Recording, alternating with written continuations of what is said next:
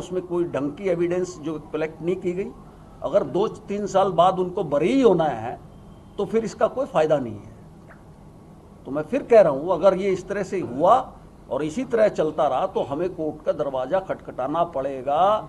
बिल्कुल इसमें कोई संशय नहीं है, कोई संकोच नहीं है। सरकार से पुनः अपील की जाती है और आप छायाकार बंधुओं से, पत्रकार बंधुओं से मेरा आग्रह है कि इसको ज़्यादा से ज़्यादा कवरेज दें।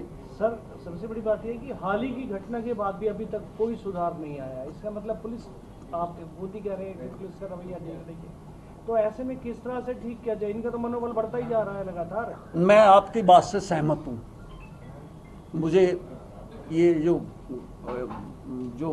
मिला ठिला के बात करने की आदत नहीं है। मैं सहमत हूँ, रवैया मैं बिल्कुल ढुलमुल, मैं इसकी आपकी बात से सहमत हूँ। ढुलमुल रवैया मैं सहमत नहीं हूँ। जिस तरह से वो कार्रवाई कर रहे हैं, ना मैं पिछली कार्रवाई से सहमत हूँ, ना मैं अभी की जो है, अब मैं जो सेक्शन देखे मैंने जो FIR के, अरे कम से कम इतना तो देखिए कि धार्मिक भावनाओं का विषय है। हमारी पूजा पत्ती, हमारी यात्राओं पे अटैक करोगे और आप सिंपल 323-41 लगा करके रफा दफा करोगे और फिर बाद में कंप्रोमाइज कराओगे। उसमें भी क्या हुआ? मालब की घटना में पिटाई हुई है और उनकी बिल्कुल दुकान से निकाल करके उनको पीटा गया है और फिर दबाव प्रेशर बना करके कंप्रोमाइज करवा देते हैं। ये क्या तरीका है?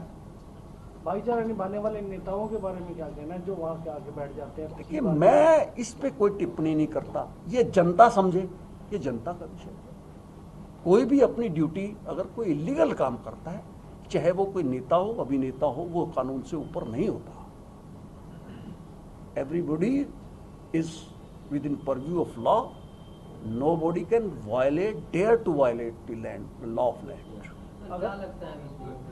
सर, बीजेपी की सरकार है और बीजेपी की सरकार हिंदुओं की हितैषी मानी जाती है। ऐसे में मेवात में इस तरह की घटनाएं हो रही हैं, आखिर क्यों?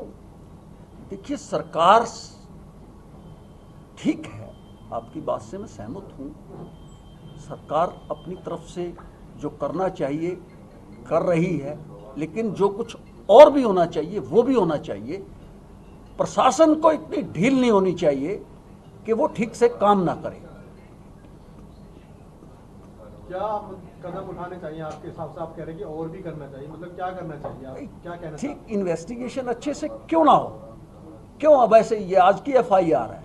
क्या इतनी भी समझ नहीं है पुलिस वालों को कि धार्मिक एक यात्रा है, एक हमारा पर्व है, एक हमारी पूजा पत्ती है, उस पर अटैक करोगे और आप सिंपल 323-341 लगा करके छुट्टी कर दोगे?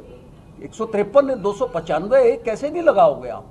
और जो इसके पीछे दोषी है, जिन सब की क्या जो सिखाते हैं इनको मदरसों में, क्या यही एजुकेशन दी जाती है? सर, क्या लगता है सरकार मेवात में पूरी तरह फेल है? नहीं, ये मैं नहीं कह सकता, लेकिन प्रशासन जो है वो ढुलमुल है।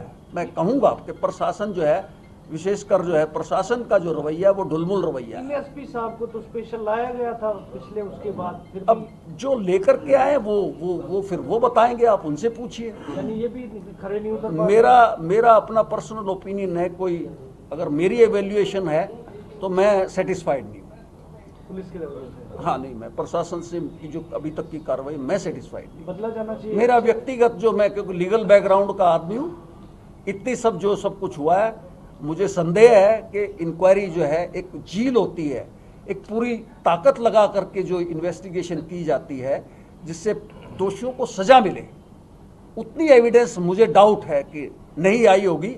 और अगर नहीं आई है तो फिर कोर्ट का दरवाजा हम खटखटाएंगे। अभी भी अच्छे पुलिस ऑफिसर्स को लाए जाने की जरूरत है। मैं समझता हूँ कोई भी व्यक्ति अगर अपनी ड्यूटी का निर्वाह नहीं करता, चाहे वो कोई भी हो, चाहे उसकी जनता कितनी भी परहेज करे, लेकिन पैमाने पे कोई खरा नहीं उतरता, तो फिर जो है वो बदलाव आवश्यक है। तो क्या इन्वेस्टिगेशन टीम को बदल देना चाहिए?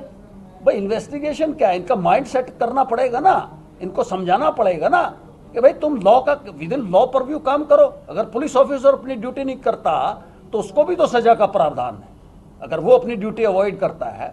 आई नो द लॉ कि अगर पुलिस ऑफिसर अपनी ड्यूटी पूरा ना करे तो उसको भी जो है क्या नाम, he can be also punished.